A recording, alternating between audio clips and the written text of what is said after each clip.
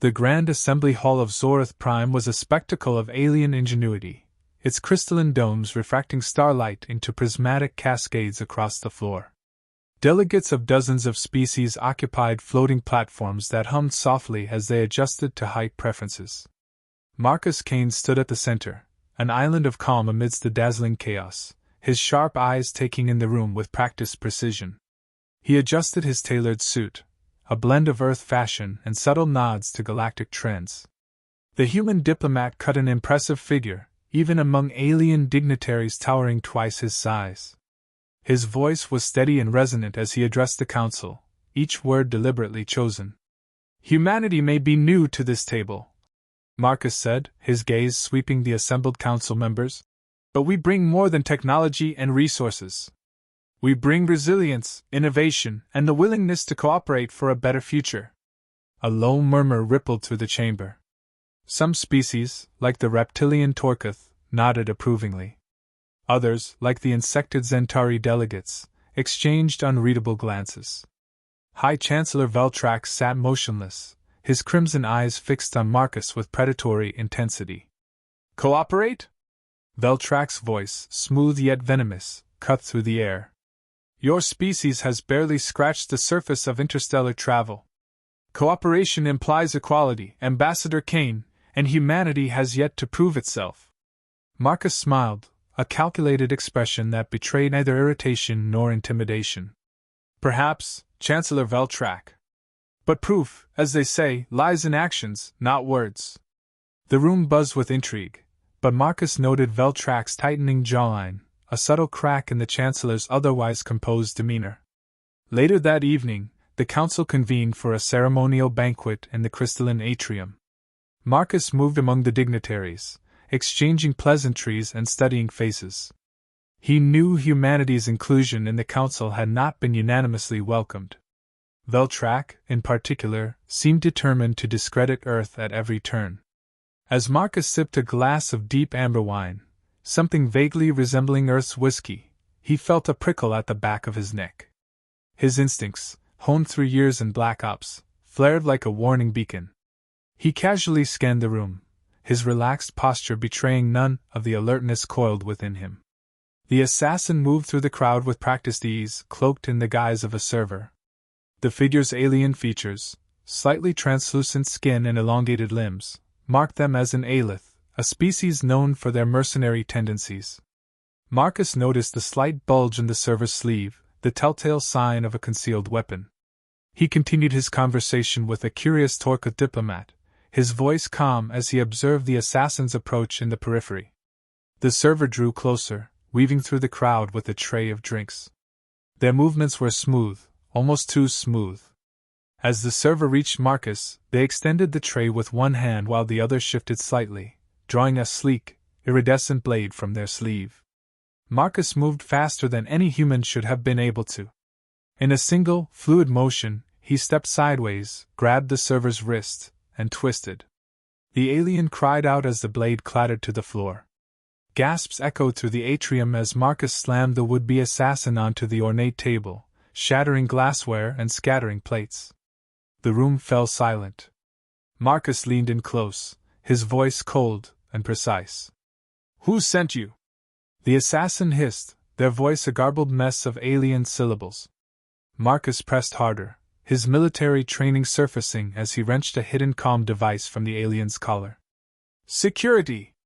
Veltrax's voice rang out, feigning outrage. Guards rushed forward, their polished armor gleaming under the atrium's crystalline lights. "Ambassador Kane," Veltrax said, his tone laced with condescension, "it seems your paranoia has turned our gathering into a spectacle." Marcus straightened, releasing the assassin into the custody of the guards. His eyes locked onto Veltrax, unflinching. "Paranoia?" he asked. "Or prudence?"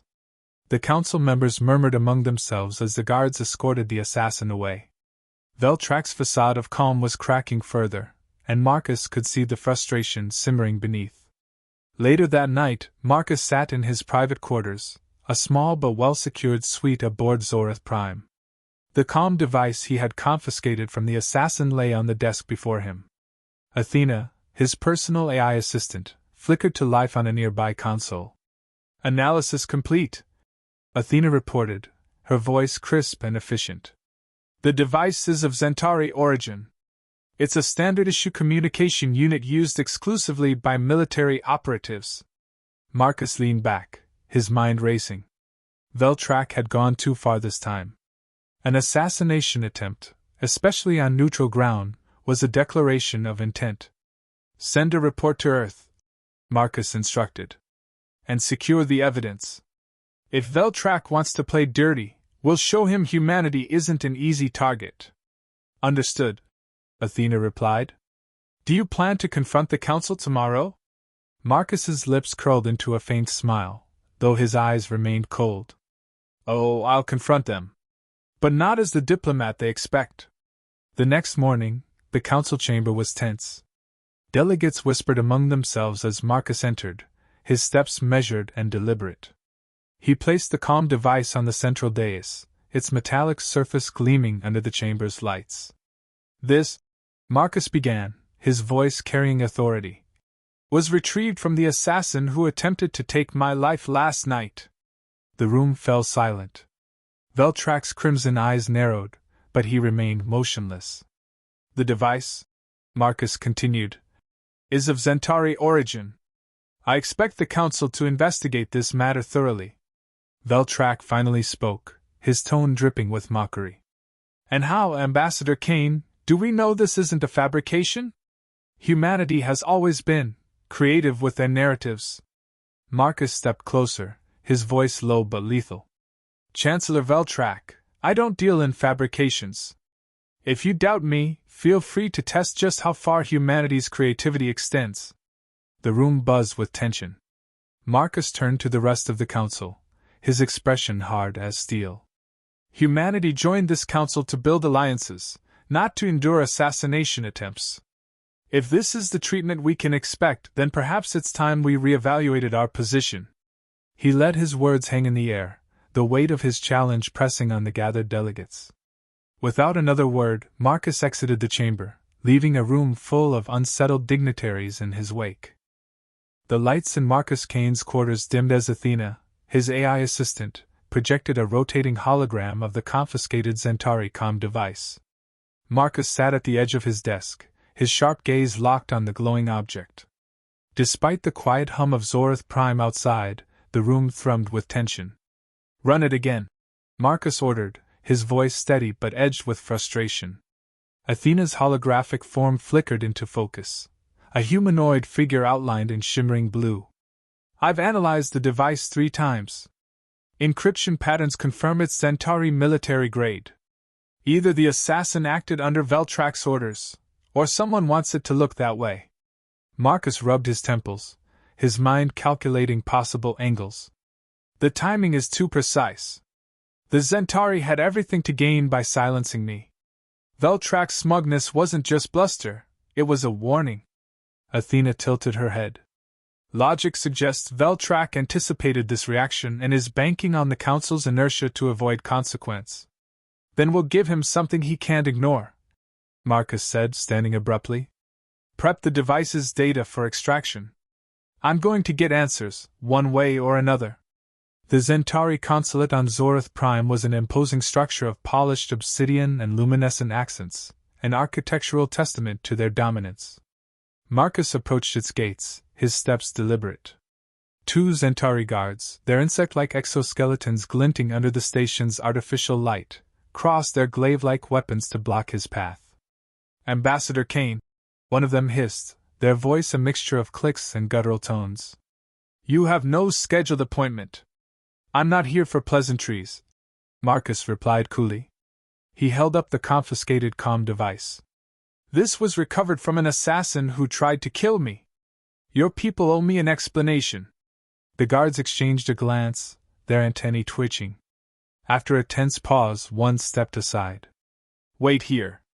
Marcus stood in the dim corridor as the guard disappeared through an arched doorway. His pulse remained steady, but his mind raced. Every moment spent waiting was another opportunity for Veltrak to solidify his cover. The guard returned minutes later, his expression unreadable. Chancellor Veltrak is unavailable. Leave the device, and we will relay your concerns. Marcus smiled faintly, though his eyes held no humor. That's not going to happen. Tell the Chancellor this. If he's too busy to explain why Zentari tech was used in an attempt on my life, I'll explain it for him. In front of the entire council. The guard bristled but said nothing. Marcus turned sharply and strode away, his focus shifting to Plan B. Back in his quarters, Marcus stood before Athena's console. Access the station's security grid, Marcus said, his tone clipped. I need schematics for the Zentari consulate. Especially their docking bays. Is this a sanctioned operation? Athena asked, a hint of reproach in her otherwise neutral tone. Marcus smirked. Let's call it an unsanctioned inquiry. Athena complied without further protest, displaying a detailed map of the Zentari consulate. Marcus's eyes darted across the screen, locking onto a section labeled Docking Bay Gamma. That's where we'll find answers, he muttered. Docking Bay Gamma was dimly lit, its metallic walls gleaming faintly under sparse lighting. The bay buzzed with quiet activity, Zentari workers unloading crates from a sleek black transport vessel. Marcus, clad in a nondescript jumpsuit, moved like a shadow through the stacked cargo containers. Athena's voice whispered in his earpiece. You're nearing the restricted area. Thermal scans indicate minimal personnel beyond this point, but expect surveillance. Understood, Marcus replied, slipping into a narrow passage. His eyes scanned for cameras, his steps soundless. Years of Black Ops training came flooding back, each movement precise and deliberate. Reaching a terminal near the transport vessel, Marcus connected Athena's portable interface device. The AI began extracting data from the ship's logs. This will take 90 seconds, Athena informed him. Marcus's eyes stayed on his surroundings, muscles coiled for action. 90 seconds felt like an eternity when every shadow could hide a threat. Suddenly, a low, clicking sound echoed through the bay. Marcus spun, drawing a compact plasma blade from his belt. A Zentari worker had noticed him and was reaching for an alarm panel. Don't, Marcus warned, his voice icy. The Zentari hesitated, its multifaceted eyes narrowing as it sized him up. Marcus stepped forward, the plasma blade glowing faintly. You make a noise, and this conversation ends badly. Step back. The alien hesitated but ultimately complied, retreating slowly. Marcus kept his blade ready until Athena's voice crackled in his ear. Download complete. Good, Marcus whispered. He disconnected the device and slipped into the shadows before the worker could reconsider their fear. Back in his quarters, Marcus reviewed the data with Athena. The logs revealed something damning. The assassin's transport ship had departed directly from a Zentari military outpost 2 days prior. Even more incriminating, encrypted messages tied to Veltrak's personal communications were embedded in the records. Athena's tone was matter-of-fact. This is sufficient evidence to implicate Veltrak in orchestrating the assassination attempt. Marcus leaned back, a grim smile forming. It's enough to start a firestorm, but we need to control how it spreads. If I confront Veltrak outright, he'll twist it into another human overreaction. Athena considered this. Then what's your next move? Marcus stood, his expression resolute. We bring this to the council, but not before I confront Veltrak privately. I want him to know that humanity isn't a species to underestimate. The confrontation took place in the Zentari consulate's private chamber, its walls adorned with intricate carvings of alien battles. Veltrak sat in a high-backed chair, his crimson eyes gleaming with disdain as Marcus entered unannounced. Ambassador Kane, Veltrak drawled, his voice thick with mockery. To what do I owe this intrusion? Marcus dropped a data chip onto the table between them. You already know. These are logs from one of your ships, tying you directly to the assassination attempt. Veltrak's expression darkened, but he quickly recovered, leaning back with an air of indifference. Bold accusations. Do you intend to present this to the council? Marcus leaned forward, his voice low and deliberate. Not yet. I wanted to give you a chance to reconsider whatever game you think you're playing. Humanity doesn't respond well to threats, Chancellor. Veltrax's mandibles twitched, his composure slipping. You're overstepping, human. Your presence in this council is a courtesy, not a right. Marcus straightened, his gaze cold. And your dominance is a relic, not a guarantee. He turned and left without waiting for a response, his footsteps echoing in the chamber. The message had been delivered, and Veltrax's reaction only solidified Marcus's resolve. The Grand Assembly Hall was a cauldron of tension as Marcus Kane entered. His footsteps were deliberate, his gaze sharp as he carried the data chip that could shatter Veltrax's web of deceit. The assembled delegates were already abuzz, the news of the assassination attempt spreading like wildfire despite Veltrax's efforts to control the narrative.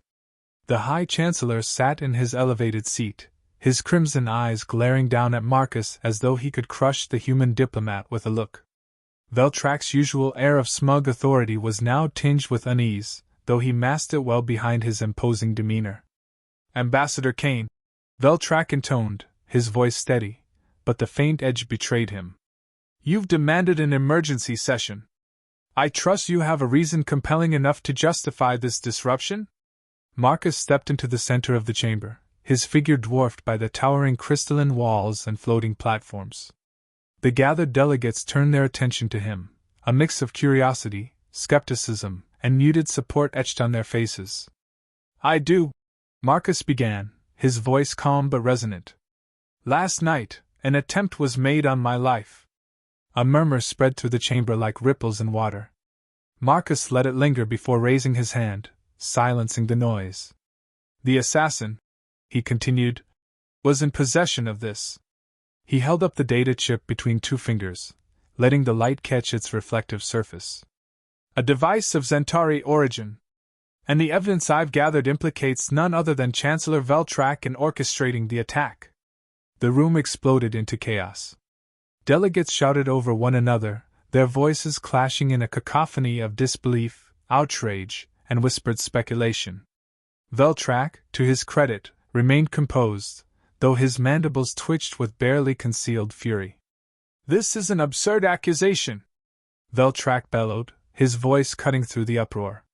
Humanity, it seems, has not yet learned the difference between fact and fiction. Marcus didn't flinch. Instead, he inserted the data chip into the central dais. A holographic projection flared to life, displaying the incriminating logs. The room fell silent as the delegates leaned in, their gazes fixed on the damning evidence. This, Marcus said, pointing to the projection, is a transmission log from a Zentari transport vessel. It shows communications with an assassin dispatched to eliminate me.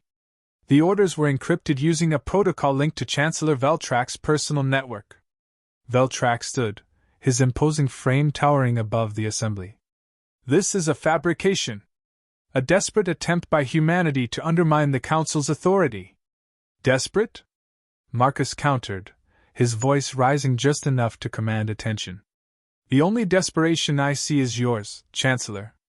Your fear of humanity's potential has led you to sabotage our place at this table. But we will not be silenced.